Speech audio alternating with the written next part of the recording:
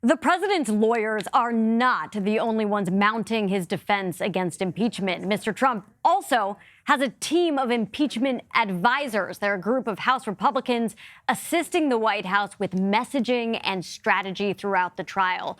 Florida Republican Matt Gaetz was reportedly under consideration to be on that team, and he regularly praises President Trump on cable news interviews, and he also staunchly defended the president during the impeachment inquiry. The pair have campaigned together at rallies in Gaetz's district in Florida, and that state has 29 key electoral votes. Mr. Trump narrowly won Florida, you'll remember, in 2016. Politico reporter Marianne Levine joins me now from Capitol Hill. So, Marianne, Congressman Gaetz supposedly has a theory about why he was not picked for President Trump's impeachment team.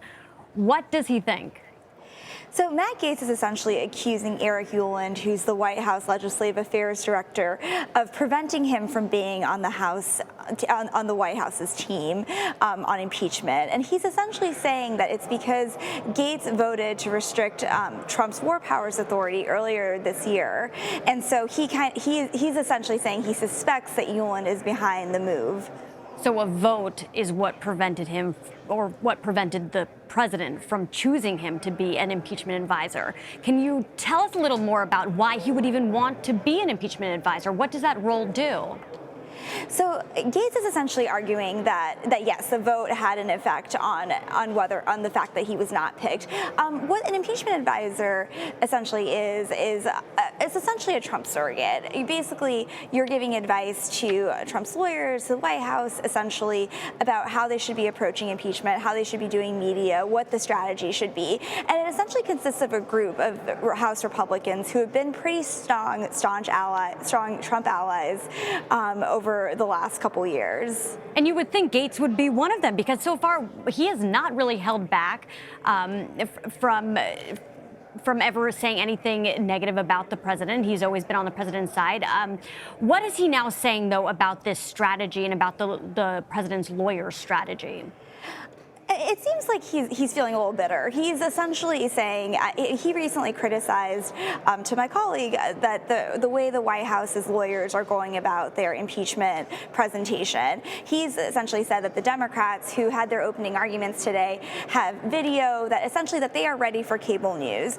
And he essentially compared the president's presentation to an 8th grade book report. So I think that kind of gives us an idea of how he's feeling about how the White House's team is presenting their message to the public. Wow, that is a big criticism. And one of the big questions of this trial is whether any members of the GOP are going to be joining the Democrats in calling for witnesses. So is what happened to Gaetz an example of the kinds of consequences that Republicans could face if they decide they're going to break rank with their party?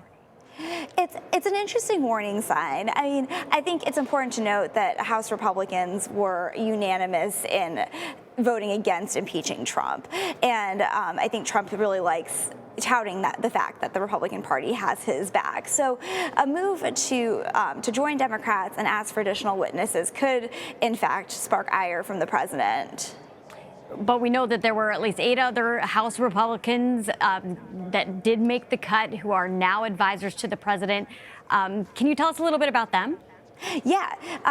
So as you mentioned, there's 8 others, and a lot of this is not a huge surprise. Mark Meadows is one of them. He's been essentially floated quite often as a potential future chief of staff for President Trump.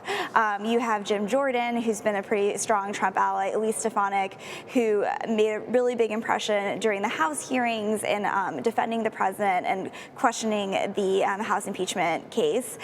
You also have John Radcliffe, who's a former prosecutor, and so there's really a long list of congressmen and a congresswoman who've essentially tried to defend the president, and essentially they're taking on those roles from the House into the Senate impeachment trial. A lot of Republican superstars or up-and-coming Republican leaders in the Republican Party are part of this team. Let's switch gears a little bit here. We know that you've been reporting on what is happening in the chambers during this trial. We know the Senate has imposed some harsh restrictions on media coverage of the trial, but that has not stopped at least Senate Minority Leader Chuck Schumer from going on a media blitz. Tell us about your reporting on that.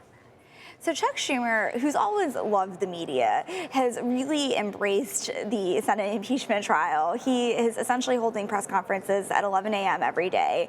And this media blitz has really started since he sent that letter in December to Senate Majority Leader Mitch McConnell outlining what his vision was for the Senate impeachment trial. Since then, he's been really active. Just on the first true day of the trial on Tuesday, before 8 a.m., he had gone on NPR, CNN, Morning Joe. So he's just been very active in driving out the Democratic message that they want witnesses and documents. He's told his colleagues at weekly lunches to also get on the airwaves and talk about the need for witnesses and documents. And I think it's interesting because his style is quite different from Senate Majority Leader Mitch McConnell, who essentially wants the results on the floor to speak for themselves and is not doing the same type of media blitz that Chuck Schumer is doing. Yeah, we are certainly not seeing that same sort of strategy on the Republican side.